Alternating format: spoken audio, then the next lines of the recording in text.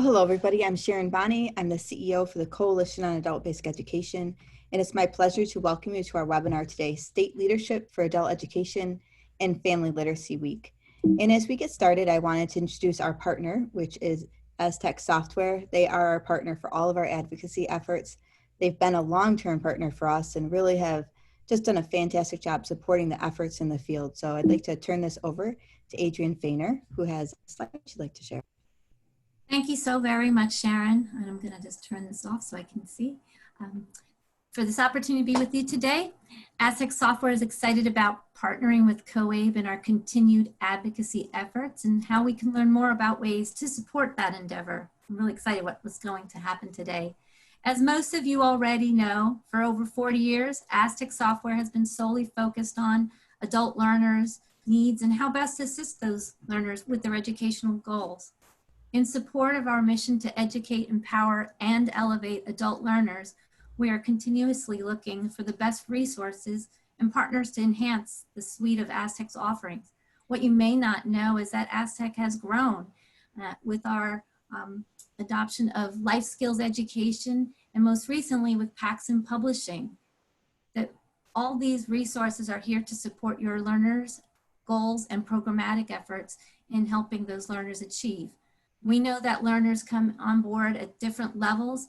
Aztec offers a continuum of learning from adult basic education, high school equivalency prep, post-secondary prep, and also employability and soft skills, both offered in technology-rich as well as print offerings.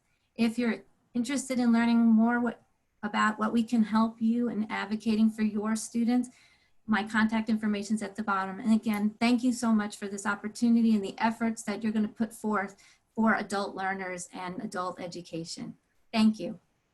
Great. Thank you so much, Adrienne. I want to just mention here that Aztec Software has supported our efforts of being on the Hill physically three years in a row. And we had multiple state leaders like yourself who joined us on the Hill, walking around, from building to building and physical meetings. And so we just want to thank Adrienne and her team for all of the support that we received there as well. So today's presenters, I'd like to introduce you to Jody Angelone. She's our President-elect and Public Policy Chair. Regina Suit, who's our Vice President and a former Public Policy Chair, and also a former Student Engagement Chair, Students as Leaders Strand Chair. And then Alex Knock and Audrey Pittman from Penn Hill Group. So these are our wonderful presenters today. I'm going to now turn this over to Alex Knock of Penn Hill Group. They are a public policy firm. He's going to kind of present the case of why advocacy is so important and where we stand for the HEALS and HEROES Act. Alex? Hey everyone. Sharon, thank you so much. This is a really important time around advocacy, especially for adult education and literacy and workforce issues. So let's first start talking about kind of where we are around both the COVID-19 sort of efforts that Congress is doing, and specifically the HEROES and HEALS Act, and also where we are with appropriations in general. So first, many of you probably saw how Congress and the White House was in the process of negotiating the next COVID relief bill. There's been several bills that Congress has passed and the administration signed a law regarding the COVID pandemic. The last big one that was signed into law, which you're probably familiar with, is the CARES Act. And that provided resources for K-12 education and higher education, a little bit of workforce money, but not a great lot, and not any direct adult ed money. Fast forward to May, and the House passed the HEROES Act, which included about $2 billion in workforce funding, not adult ed funding. And then just recently, the Senate Democrats, actually about a month ago now, released a package that provided $1 billion for adult education, the first of what we call affectionately here in DC, the four corners, the different kind of Republicans and Democrats in each of the two bodies, that to essentially come out and say, we need money for adult education, actually matching the $1 billion request that Sharon and COABE has asked for as part of this effort, along with all of you. Senate Republicans came out with a bill. They had a little bit of workforce funding in there, a couple billion, but not but not adult ed money, it's really a critical time to kind of engage on these issues because, as you probably heard, negotiations stalled out about a week and a half ago now, where the White House and the Congress couldn't come together, specifically Democrats in the Congress and obviously the Trump administration officials in the White House couldn't come together on a deal. And then there are a number of things. One, there isn't education money in the pipeline right now, including adult education money. There isn't expanded unemployment insurance resources, i.e. the additional $600 that individuals were getting each week. There's not an extension of the Paycheck Protection Program and several other things. State and local fiscal relief that Democrats have been asking. So where we are right now is we're about to have the Democratic convention starting actually tonight and going throughout the rest of the week. We're going to have the Republican convention next week, and each convention will nominate their respective standard bearers for their parties. Actually, this weekend, we're going to have a really unusual House session where they come in and vote on resources for the post office. There are a number of Democrats and even some Republicans that are very concerned about some of the slowdowns in mail and things like that. So they're looking to pass a bill that addresses that.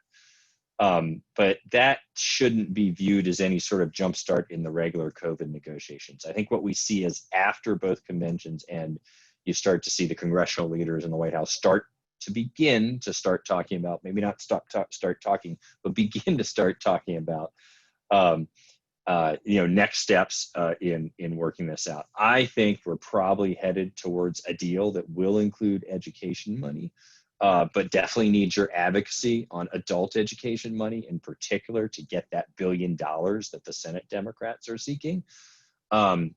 Probably by the end of September. Many of you have probably seen this before, but this bill, this COVID relief bill, is likely to get wrapped up in a continuing resolution or measure that continues the congressional spending after the fiscal year has started and we don't have a budget in place, probably through sometime in December, but likely the COVID related issues will get wrapped up in that as well.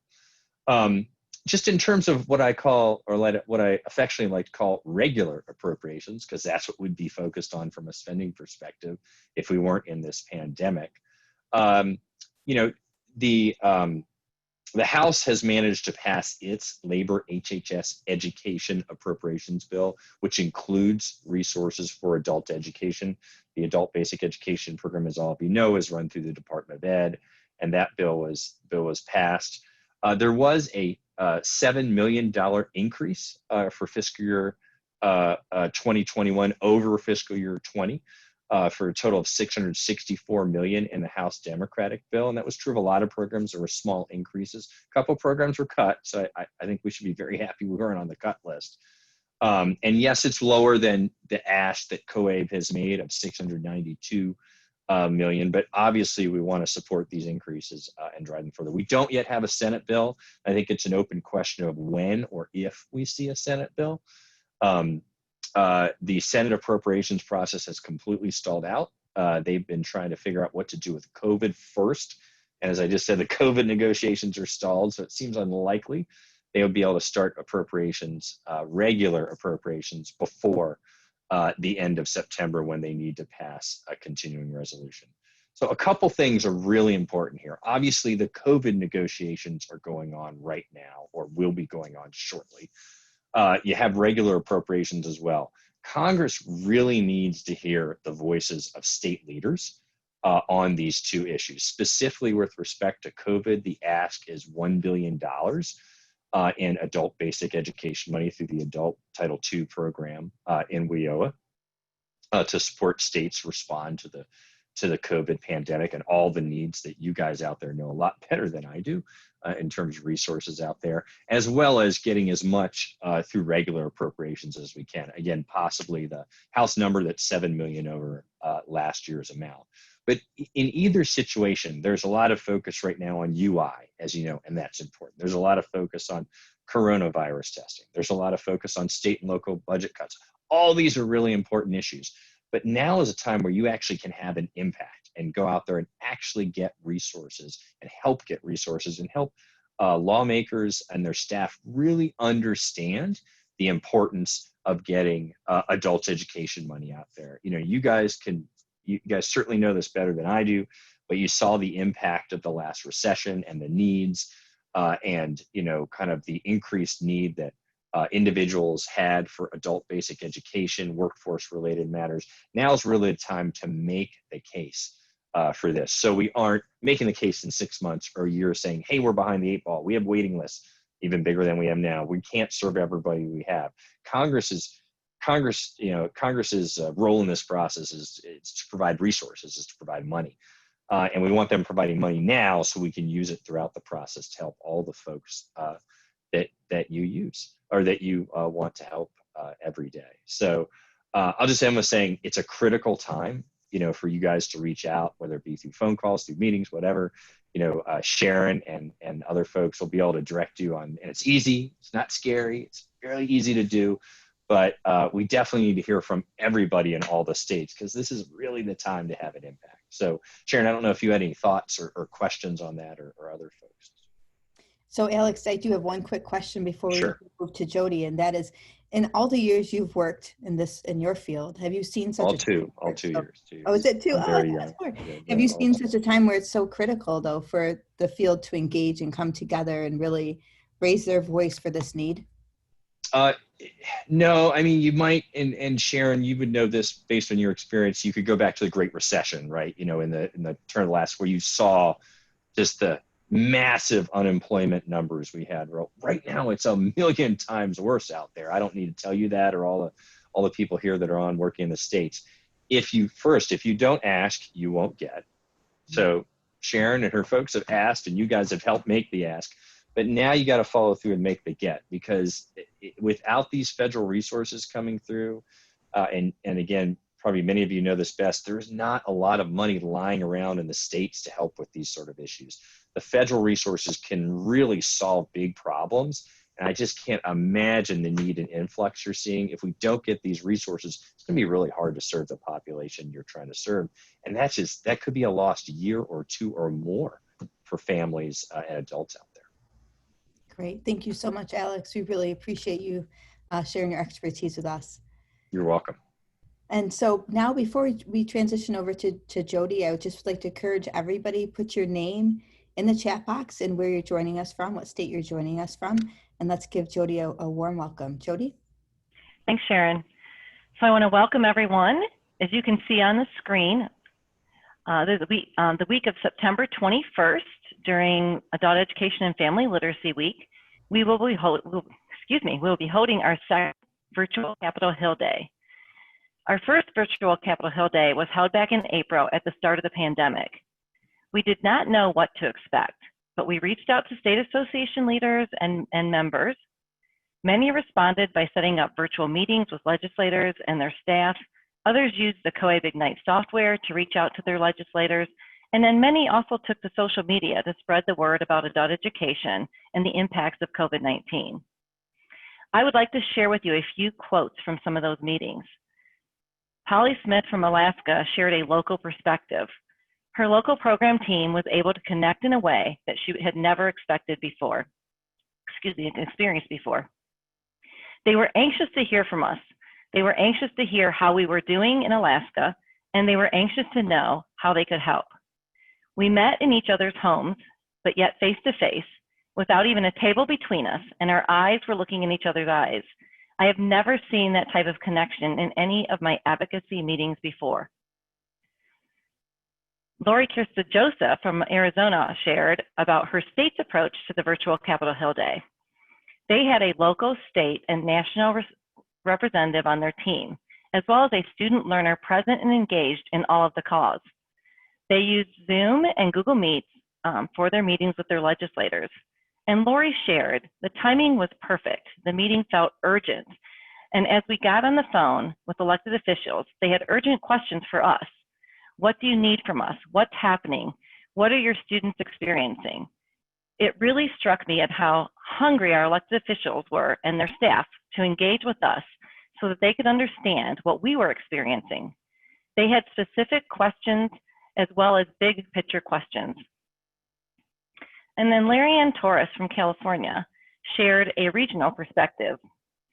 Her team was comprised of a local program representative, a state association leader, and a regional representative from COABE. The virtual experience was very relaxed, in a very relaxed setting. All appointments were pre-scheduled, and prior to the meetings, Larry Ann sent out links to all of the shared documents, like their state and national fact sheets. She shared that the California Council on Adult Education has been advocating for adult education for many years, with advocacy efforts targeting legislative officials at all levels. They have reimagined their own advocacy efforts to promote and hold state virtual meetings using the COABE Ignite software to reach out to local and state representatives. So in addition to the national representatives that we've reached out to typically on our Capitol Hill days, they were able to use this virtual platform in order to reach out to local and state representatives also.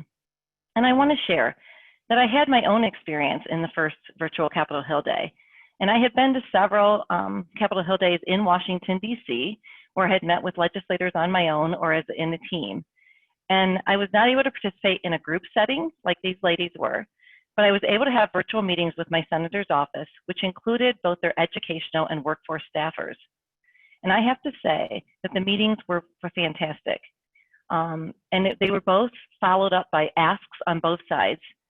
I was able to gather data and answer staffers' questions and send them the requested information that they could share with the senators.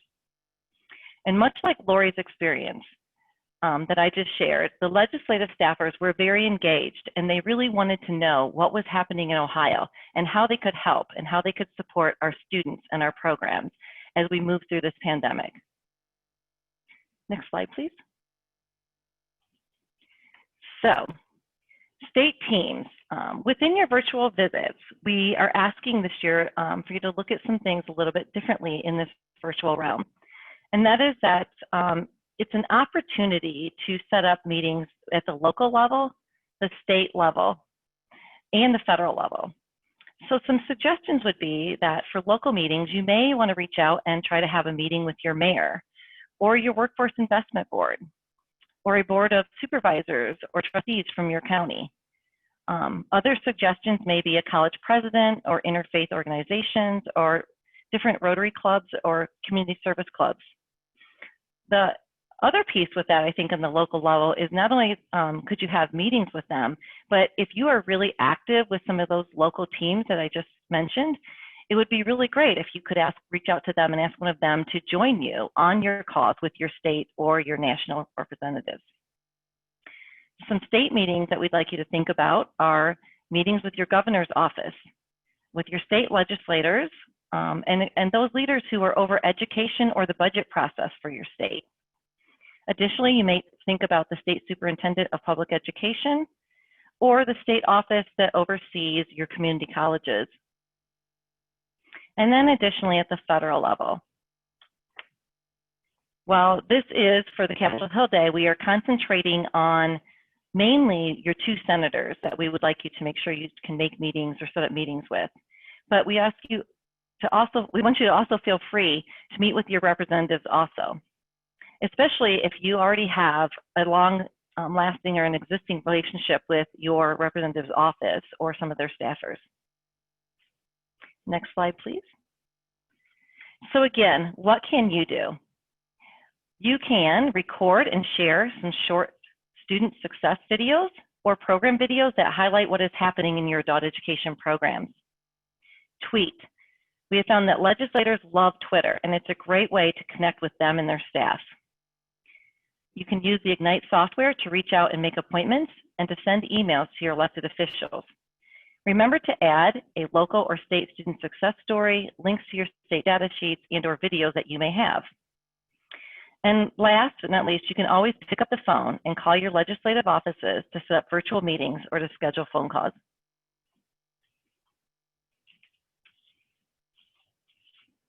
So I want to share a little bit with you about honoring champions for adult education. In Arizona, Governor Doug Ducey has been a consistent supporter over the years by providing a yearly proclamation for Arizona Adult Literacy Week. Recently, he worked with State Superintendent of Public Education, Kathy Hoffman, to provide additional WIOA funds to adult education just prior to the pandemic. He has also pledged to maintain education funding in Arizona, which we understand includes protecting adult education funding. In Houston, Mayor Turner opened up a dedicated office for adult literacy.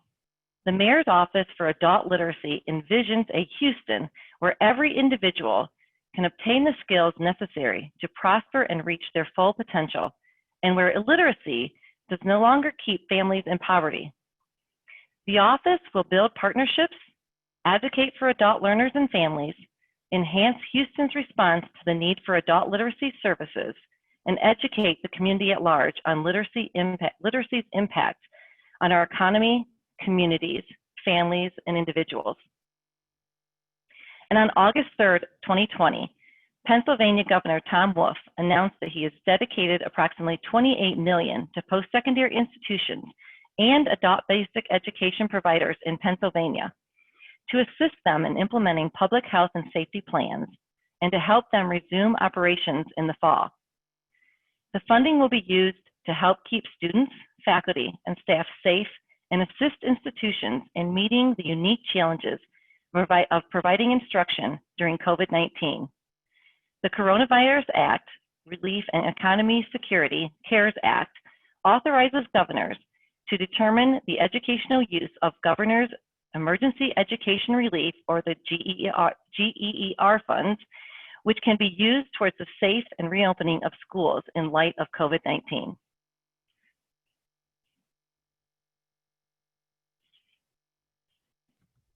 Thank you so much, Jody. And I just wanted to mention really quickly, you know, in Arizona, there's a really active state association, who actually, Regina Suit, she's going to be up to speak in a minute here.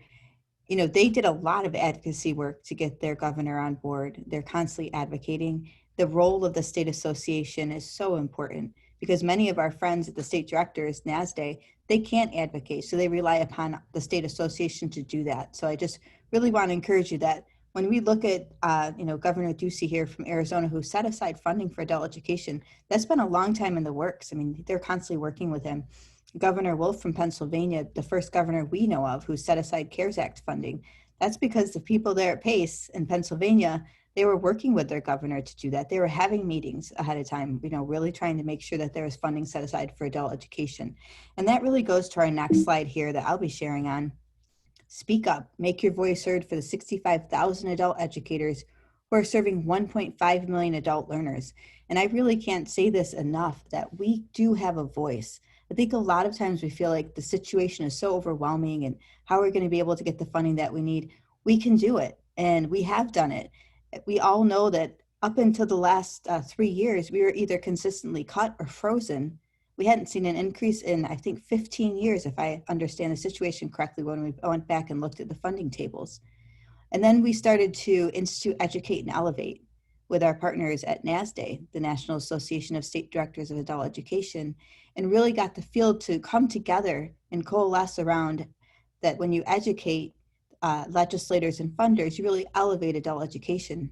And through that, we were able to not only stave off over $200 million of funding cuts over the course of the last 3 years, but we added $82 million together as a field working together. So I just can't say enough that the role of the state association in helping us to move this forward is critical. We're going to need all of you on board. We're really going to need for you to be working with a number of different areas, which Regina is going to talk about, but we can do it and we need your help to do that. So I'm going to talk a little bit about some of the issues we're going to be talking with legislators about. The COVID-19 $1 billion. This is really to fight the impact on adult education programs. We know that so many of our programs were moving from the brick and mortar to the online settings, and that was difficult, right? The last few months have been a series of webinars and late night meetings and trying to get their programs online. And we know it's been hard. But we also know that our teachers need professional development in order to continually deliver online online instruction, right? So our teachers themselves need professional development. So that's one thing. We also know there's enrollment issues. A lot of our adult learners either aren't attending classes or we're having issues keeping them engaged. So there's that we need the funding for. And then we're all hoping we will be able to open up, right? So we need PPE to be able to do that safely. We also, a lot of teachers have told us we're going to need additional classrooms, because we need to be able to spread out our adult learners. They can't all sit in the same classroom now because we have to have the 6 feet social distancing. So just thinking about COVID-19 and what an impact it's had on the field, well, we need some funding to fight that impact. And that's one of our asks, of course. We also know that 74% of our adult learners are people of color. Adult education really increases racial equity. And when we think about that under the lens of the people that we're serving, really are the ones that are in the highest need, right? So adult education really fights the effects that many of our adult learners have been dealing with for many years, and we're able to help them get a hand up and out of poverty and into family sustaining wage jobs. You know, COABE is really committed to this racial equity. The next edition of our COABE journal will focus on this. Actually, the title is Racial Equity and Immigrant Integration. And Dr. Don Finn, who is our board president and also our publications chair, was the one who really thought of this theme, because we care deeply about making sure that our teachers and adult learners have the tools that they need to succeed. So that will be our next issue of the COABE journal. But this is an issue we're going to bring to the Hill, right? When we talk with legislators about this, we'll also let them know that while we're dealing with racial equity, adult education really is such a key for our adult learners. And then, of course, the fact that 28 million in the US lack basic digital skills to operate a computer, and yet many of them already are operating computers. We know that the digital divide is huge and is only gaining traction. And so what can we do to really push back against that? And adult education does that, because many of our programs provide digital literacy skills. We also have the COABE Digital Literacy Skills Program, where we're rolling this out at the local level. We hope to reach 50,000 adult learners through the Google project. So, you know, COABE is really invested in helping to combat this as well. And then, of course, reskilling for jobs that pay a family sustaining wage. Our adult learners are usually the first ones out of jobs in a bad economy and the last ones to get back into the economy. So this is something that we really will bring to the Hill as well, and talk about the need for jobs and how many of our programs provide IET, integrated education training, how many of our programs work with employers such as Amazon and others that we've been bringing to the forefront. And so our goal really, as we know with WIOA, is to help our adult learners get the jobs that they need. So we will bring that to the Hill as well. So I'm going to now turn this over to Regina Soot to talk about your state's essential role. Regina? Thanks, Sharon. So we've heard already that we've had successful Capitol Hill Days face-to-face in DC. And when we did those Capitol Hill Days, we were able to kind of spread out and meet with as many legislators as we could. And that was a really great strategy. But now with the pandemic, we have to kind of look at different ways to make that same sort of big impact on raising awareness, like what adult education is, and advocating for what we need to be able to serve our students in even better, high quality ways. So we don't want to just advocate, for continuing to get by, right? We want to ask for what we need to offer quality programs. So it's really critical now for local, state, and federal policymakers to understand what adult education is, so it isn't forgotten, and so that our students are not forgotten, as we see many times. We have seen that teams are very successful. It's a great way for policymakers to hear from people in various and different roles within adult education. So they hear from students and teachers and directors, kind of all the whole spectrum of the adult education field. As a state association, this is a great opportunity for policymakers to see you as the adult education resource for questions that they may have. So when you set up these visits, you become the expert, you become their go-to. It's also a great way for state association and leaders to build relationships with policymakers and their education staff.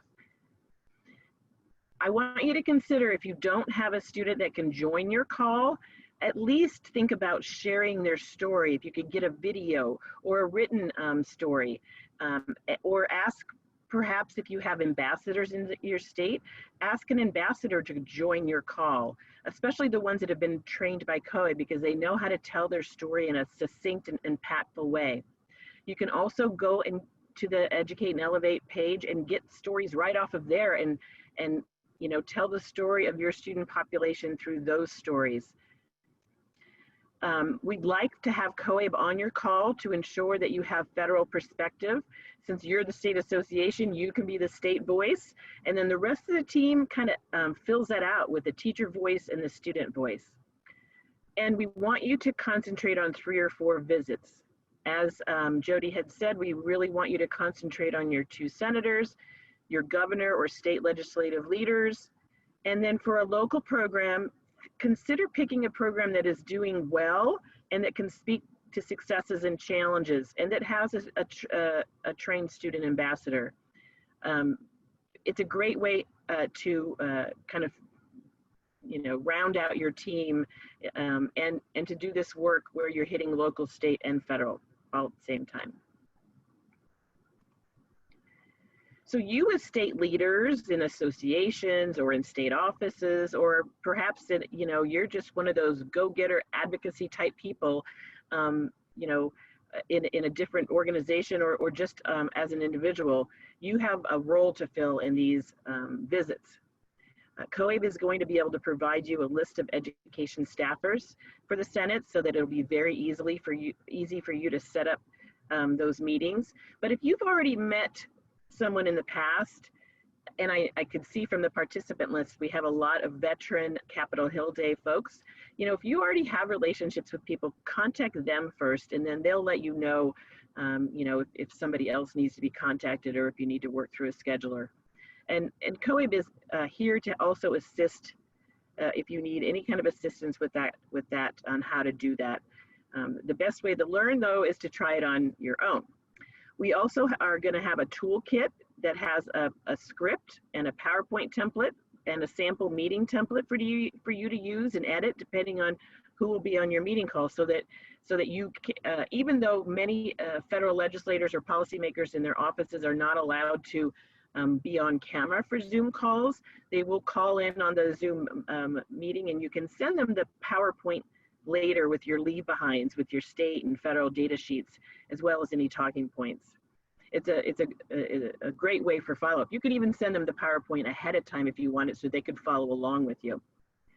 Go ahead and make sure that when you have your team set, that you take the time to practice your meetings with all the roles assigned and who will say what, who will ask questions, who will do the follow-up. If you don't have a plan, a lot of times things slip through the cracks. And these meetings are really critical. We want to try to get meetings from every single state. So 50, all 50 states. They're really important, these meetings, but we also want you to think about other ways, that are you can participate in Capitol Hill Day. So maybe the other ways to participate are a little bit lighter lift, but just as important.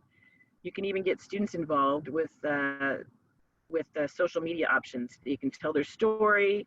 They can link maybe their story to one of the data facts that are on the leave behinds, and make sure that they tag their legislators, especially, as Jody said, legislators, policymakers, they love Twitter. They're on there all the time, them and their staff. So make sure to tag them when you put that information out. You can also submit a short video about the value of adult education. It's really easy to do right on your cell phone, and it should be really short. You can use the Educate and Elevate tool to quickly, with 3 clicks, contact your legislators about National Adult Ed and Family Literacy Week and the importance of adult education. So many times in this work, many of you I know would agree, you think you've talked to everybody about adult education a million times and they still forget about us. And so you just have to keep doing it over and over and over. People change. There's so many things that are in front of policymakers. You just have to keep doing it every year like it's a brand new thing that you are doing. The COABE website also has a really great toolkit. I would suggest that you could use it to do an op-ed during that week, or issue a press release from your host organization. And promote all of this, as also a way to benefit your state association, because if you tag your state association, or if you do this work through your state association, it will get more traffic to you in that way as well. And so I'm going to turn it back now to Jody. Okay, so what we really want to let you know is you're not in this alone. We're here to help you. If your state team is new to advocacy, or if you'd like some assistance with planning for your legislative meetings, we can help by providing you with a mentor. Additionally, we have provided the state toolkit that Regina talked about. It includes your state's state data fact sheet, scripts and talking points for your meetings, as well as some how-to and next step guidance pieces. We will also provide you with a PowerPoint template and a live COABE support for your meetings. So someone from the COABE board can also be there with you if that's something that you would like, and we would encourage that. In addition to setting up meetings with your local, state, and national legislators, we would like for you to participate in our social media campaign that Regina just spoke about. We will provide you with those hashtags and Twitter handles and all of those items so that you can participate in that kind of social media storm. If you're not able to schedule meetings with some of your legislators, you can use our Ignite 3-click software to connect and share your state and local data and your student success stories. We do encourage you to provide links to your state data sheets, and again, as Regina said, any videos or student success stories that you have.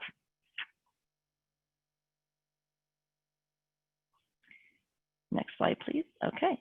And local and state funds may be in more jeopardy than federal dollars. So we encourage you to use the National Adult Education and Family Literacy Week as a megaphone to let your local and state policymakers know and understand that adult education, what adult education is and what we do. Unless your state has a full-time paid lobbyist, and I know many do not, like other educational interests do, the job is up to you. So we ask you to make sure that you add your voice to the conversation.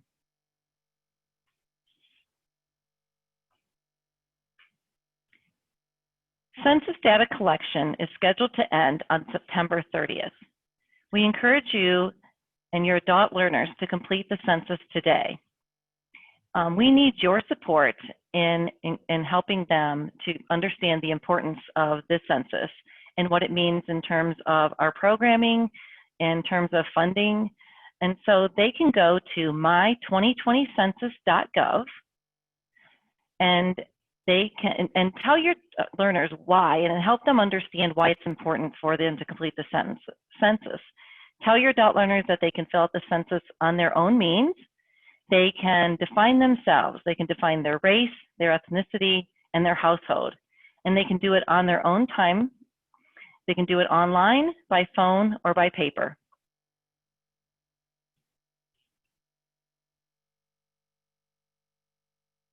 Thank you so much, Jody. Really appreciate that. I also want to mention, in terms of the census, that National Coalition for Literacy, who we partner with, has really taken this up as their mantra. So you could even go to NCL, their website, and you could find some information, some additional information there in addition to what we provided. I just want to take a quick minute to, of course, encourage your adult learners to get out and vote. Jennifer Gagliardi, who has done some citizenship webinars for us, provided these resources. I'll be sure to put them in the chat box for you as well. But just that it's important that we encourage our adult learners to vote, and that there's a lot of great information out there to help them do this well. So we're really hoping that we can count on you. And we know that we're only going to be as strong as we are when we come together as a group. And we know that our state associations, I mean, they're the heartbeat of our organization, and that this is really how we've worked so well with them over the years, over the last, oh gosh, I think it's been 10 years. We've grown from having one state association to, I believe we have 47 states that we work with now closely. And we just want to encourage all of you that there are some really great tools that we're going to show you in just a minute for Adult Ed and Family Literacy Week, but this is really important that you get engaged. And I see that, Regina, you turned on your video there, so I don't know if you had a few words you wanted to share while I pull up the website. Yeah, I wanted to just make note that, again, I noticed on the participant list that many of you have already done this kind of work in person. And this is such a lighter lift. So if you haven't done it before, this is much easier than, you know, scheduling a plane trip and hotel and 6 or 7 visits, running across from one side of the hill to the other to visits. This is so much easier, and we're really only asking you to do a few. And so please, use the resources, ask for help. You are really the key as state associations and state leaders. You're the key in this advocacy effort for it to be coordinated and focused on what we need during National Adult Ed and Family Literacy Week. So just want to thank you all ahead of time too for the work that you're about to do. Thank you, Regina. So I've pulled up here the National Adult Ed and Family Literacy Week site. Now you can find this right on our COABE, and then you click here on legislative and you'll see the link right there, National Adult Ed and Family Literacy site. So we click on that. And then if you just scroll down, first of all, I wanted to mention that there's some resources all set up here in a Leave Behind folder for legislators. We could click on that. And so you can just share this with your legislators. This is one of those things that we try to do to make it as easy as possible for you. You don't have to drum up information. It's all here for you. Okay, so that's one thing. But then if I go back in here, you'll also see there's some kind of action items for state leaders.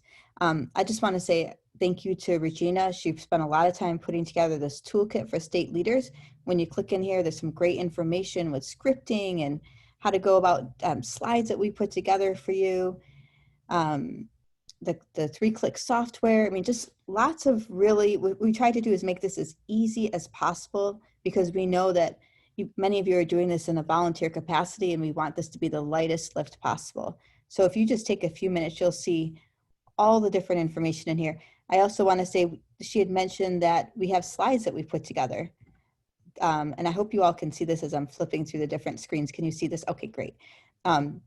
These are slides to make it as easy as possible for you as you're talking with legislators, that you could use this. It has the branding on there. You can add in your own pictures here about your program, state level perspective and student stories. We put these slides in because we know this is what we're going to be speaking about. Our main issues, right, is that we need funding to fight that impact of COVID. And the racial equity lens, of course, that's another big one. The 28 million that lack digital literacy skills is another, and of course, reskilling. These are all things that everybody on this webinar knows are really, really big issues. So we've included those as well. And then our general asks, right, what we're asking from these legislators, as well as a nice slide about the return on investment into the economy and how adult education is such an economic catalyst. We have the teacher and ambassador ask, as well as a slide for Q&A, and then our leave behinds, and that you can put your name and contact information. So again, just trying to make it so easy, and at the state level will not be a shift for you. So I'm going to stop sharing my screen here because I have to go back out. But I just wanted to mention this because our goal really is that every single state will have participation. We know right now that our field is going to really be in a pickle if we don't all come together and work together for funding. And those of you who are here, like Regina said, many of you are those tried and true ambassadors for adult education. You've done this many times before. So we really need for everybody to get involved.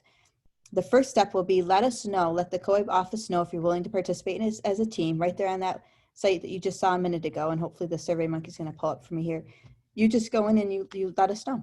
You sign your state up and say, here's the things our state agency will do, or state association, what your role is, and that sort of thing. It's really easy. What this does from this screen here is that we then have your name and information that you're the leader for your state, which is great. And we'll be in contact with you, and we're here to help you. Like Jody mentioned, we have board mentors who are standing by and willing to help you. Many of them have made multiple trips to DC and then participated in our virtual Hill visits as well in April. So I'm going to stop sharing my screen here and turn this over to Jody to say some final words, and then we'll have our Q&A. Okay. I just want to say that I was excited to see that we had close to 100 participants on this webinar. So thank you all for your time. I really appreciate it. I think it's important, and obviously you all value it too. And so again, as Sharon said, we're here to support you throughout this. We've all been there where we were those first-time advocacy individuals who, had to go in and go into those visits and the nerves and trying to understand that our legislators really are just human beings just like us, and that we really have the power because we're the ones that have the information. And they need us to share that information so that they know where to go and how to vote and what to send their resources towards. And so we want to make sure that they're aware of adult education and adult education's needs and what adult education is doing for their communities and their states. And so that voice comes from you as state associations, from you as program leaders, as teachers, and from our students. So I really wanted to say thank you again for your time, and please know that going forward, we will support you through this whole process, and we hope that we can have all 50 states active and ready to go during Capitol Hill Day. Wonderful. Regina, did you have anything you wanted to share? I'm just putting links in there. I'm putting the link for Adult Ed and Family Literacy Week, the link to sign up your state. Someone asked if we have a logo that can be shared. Absolutely, we do. We'll make sure that's there on the website as well. I'm putting in the link for the state kit here as well. So, but before I go any further, Regina, did you have anything you wanted to say? No, I didn't know if we were going to get to, there are some questions in the Q&A, if we were going to get to those. Great. Okay. So who would like to read these? Would you like to go ahead and read these, Regina? Sure. Okay. All right. So from Patrick Brown, is there a specific articulation that we could share with policymakers that are in support of expanding educational workforce development funding versus those that are not currently? In our state, our senators keep saying they are in support, but that they need their colleagues on the other side of the aisle to come along. Is there a coordinated strategy? So I think what this might be is, are there any target senators that we are looking at? And I think, you know, it's sometimes our consultants, Penn Hill Group, they do give us certain targets, but I think right now we are just trying to hit all of the senators, if I'm correct, right? Yes, that's absolutely correct. I hope that answered your question. And Regina, we're being really, we just have those overarching four, right? That we're dealing with COVID, we're dealing with Yep. the racial equity, the digital literacy, and really reskilling. We have our data fact sheets that have tons of great information. I can pull those up if you'd like to see. We have national fact sheets, state fact sheets. So if that would be helpful, actually, while you're speaking to the next one, I'll go ahead and pull those up. And those are all on that National Adult Ed and Family Literacy page, right? All of the asks are on that page. All of the statistics and facts are on that page as well. All right, the next question, can you send specifics about legislation we need to support? And I think that Alex went through what kind of is happening right now on the Hill. And Sharon just mentioned all of the asks as well. So that's what we're concentrating on this Capitol Hill Day, are the asks around COVID specifically. Correct, Sharon? That's correct. Yeah.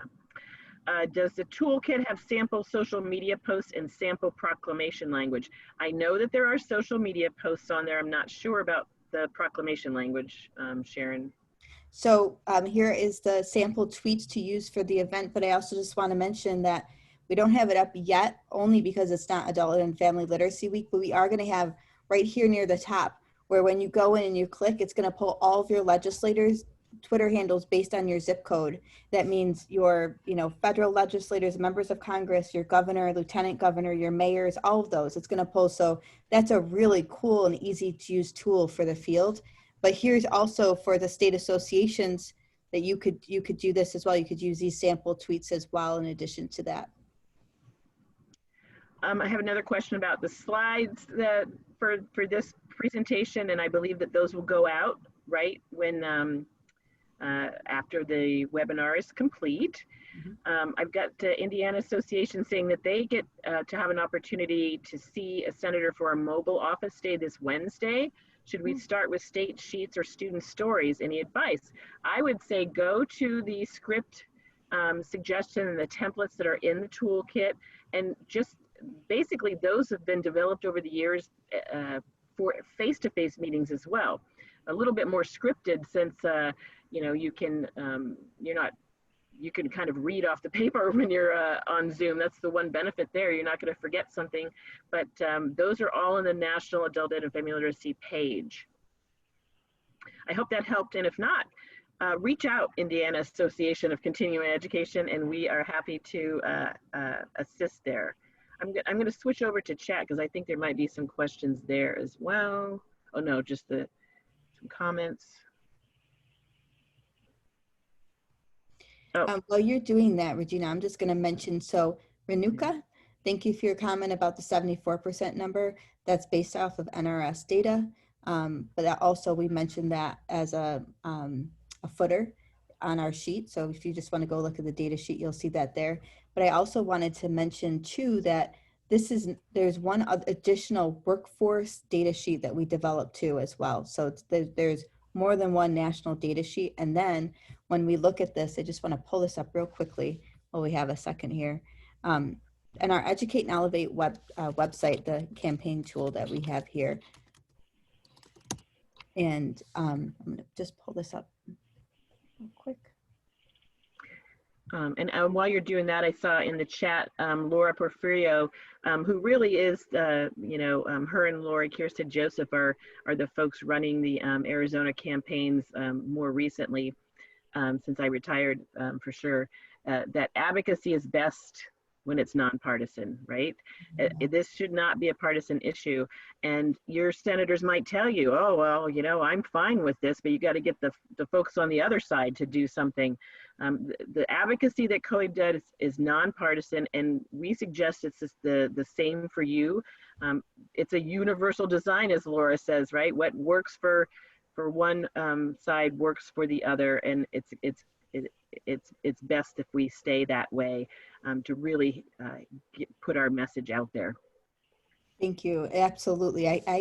I can't stress that enough, really, because if we're not working with both sides of the aisle, we're not going to make progress. But COABE has had more than 500 face-to-face visits, meaning all of the people that we brought in, the state association leaders we brought in from the field over the past 3 years. And we try to meet with both. We try to meet with Republican and Democratic, and that's what we want to continue to do. So just want to encourage you to do that as well. I did just want to pull up a fact sheet real quickly so you can see sort of how these are.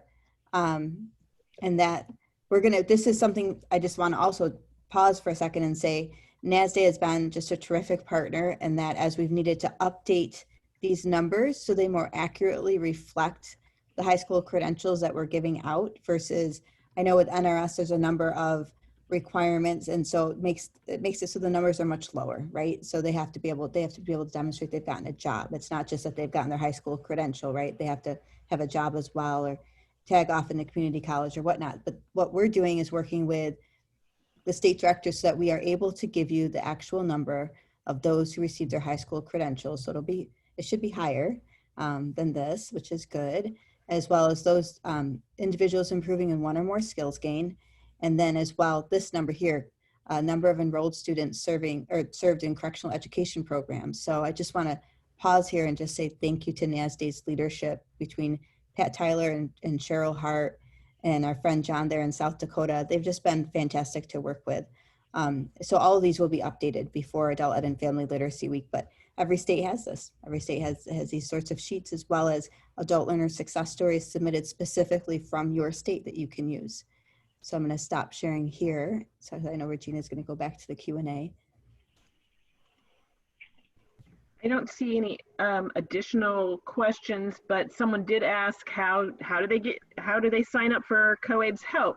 And if you go to the National Adult Ed and Family Literacy page that Sharon showed, and it's also in the chat, when you go down to log in your visits, there's like a little drop-down menu where you can kind of ask for various assistance, so I think that's the best way for folks to reach out.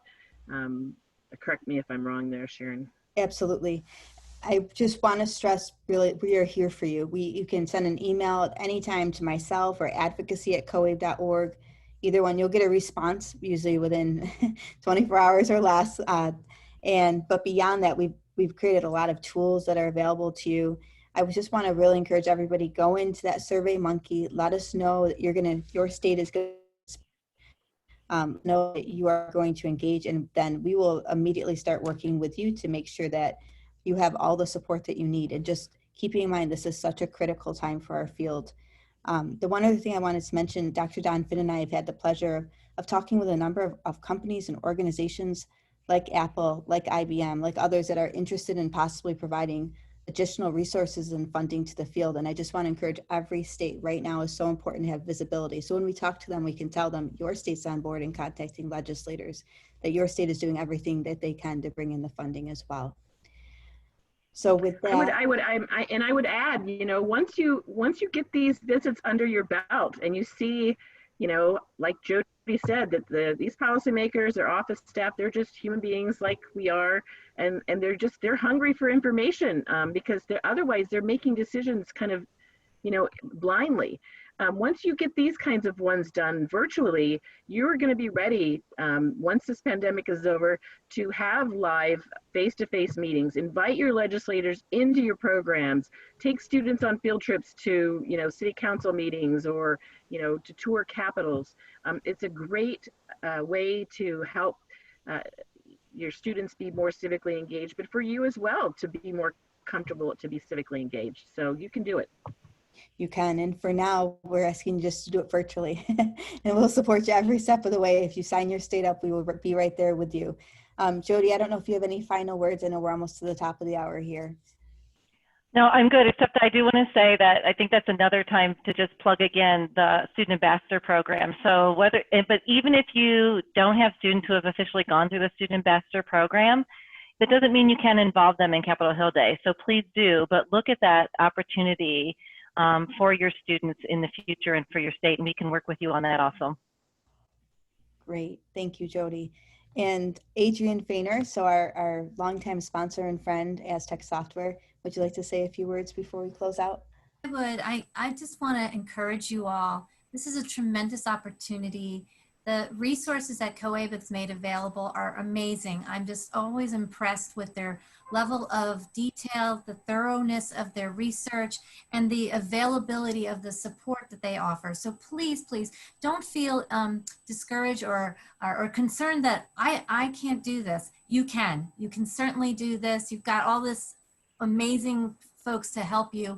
And at the end of the day, it's our learners that are going to benefit most from the efforts that we're all doing today. So please, I'm encouraging you today to take that first step of saying, I'm willing to learn and do something. So congratulations to COABE and all of your efforts and continued efforts, that is, and let's make a difference for adult education together. Thank you.